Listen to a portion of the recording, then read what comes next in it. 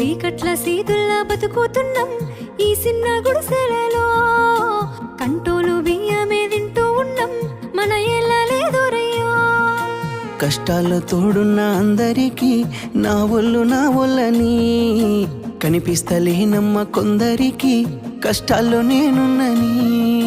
నా ఒళ్ళు నీ ఒళ్ళు ఏమున్నది అన్ని కాగితాల బంధాలు, అవి కాగితాలే జీవితాలనుకొని అయినోళ్ళనే వదులుకుంటారయ్యా. బాగుంటే 10 మంది వస్తారయ్యో చుట్టాలై మన ఇంటికి, లేకుంటే వదిలేసి పోతారయ్యో అయినోళ్ళే ముమ్మాటికి. చూస్తున్న చుట్టంతా కళ్ళతోని జరిగేది నాటకమే.